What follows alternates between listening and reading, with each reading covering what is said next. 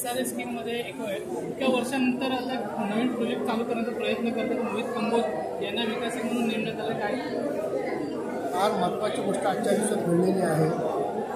बिंदुरावने काहीतरी 900 करोडचा प्रोजेक्ट घेतला होता आणि महाकाली SRA 751 लोकांचा प्रोजेक्ट घेतला होता. हे दोन्ही प्रोजेक्टवर प्रचंड कर्ज घेऊन हे विकासक फरारले.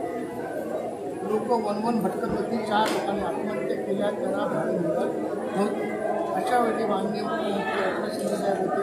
त्यांच्याशी चर्चा करून दोन्ही साहेबांची चर्चा करून आम्ही स्कीम खाली घ्यायला लावली आणि तेव्हा आम्ही साहेबांना मागणी केली होती की इथून टनल व्हावा ठाण्यापर्यंत साहेबांची मान्य केली होती. टनलमध्ये सुद्धा बाधित 583 लोक आहेत. त्यांनासुद्धा घरं मिळावी. मी खरोखर शासनाचे आणि मोहित कंबोज साहेबांचा मनापासून आभारी आहे. त्यांनी ह्या सर्वांना घरं देण्याची जिम्मेदारी घेतलेली आहे. महाकाली SRAच्या तिथे सर्व लोकांची घरं बांधली जातील. तिथे अजिबात सेल घेतला जाणार नाही. पहिला असा विकासक आहे. विकासक पहिला सेलचं काम सुरू करतात मग SRAचं करतात. म्हणजे सर्व SRAचे बिल्डिंग तिथे बांधल्या जाणार. सर्वांना तिथे घरं दिली जाणार. आणि महत्त्वाची गोष्ट म्हणजे हे बाधित झालेले लोक आहेत त्या सर्वांना आणि या शासन महाराष्ट्रामध्ये या देशामध्ये पहिल्यांदा शासन ट्रायपार्टी ॲग्रीमेंट करून त्यांना भाड्यासहित मोहित कंपोज देणार आणि त्यांना तिथले घरं त्याचा अलॉटमेंट लेटर पण भाडं देताना दिलं जाईल. हा सर्वात मोठा माझ्या मागण्यांचा विजय असं मला वाटतं. किती दिवसाचं आश्वासन देण्यात आलेलं आहे आणि भाडे देखील सांगण्यात आलं त्याच्यावर देखील पर्याय निघणार आहे आणि दुसरं टनलच्या विषयी देखील मोठा निघालेला आहे. त्यावर कसं टनल इथे होत आहे त्यामुळे माझ्या मागण्यांचा प्रचंड भरभराट होणार आहे.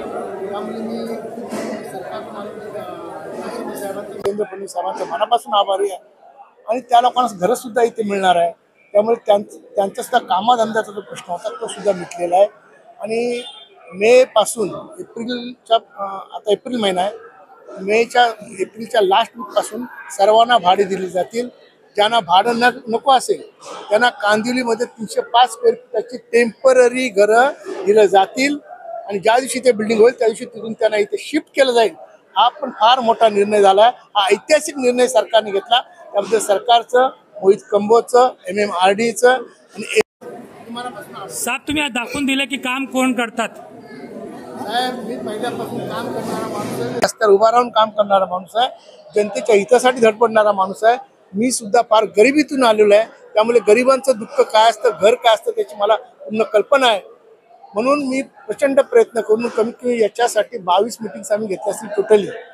आमच्या जनतेच्या कमीत कमी 10-12 मीटिंग्स घेतल्या असतील वेगवेगळ्या डिपार्टमेंट्स बरोबर.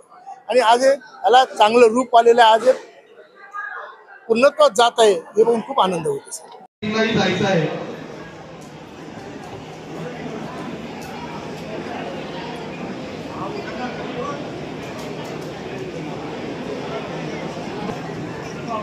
गणेश नगर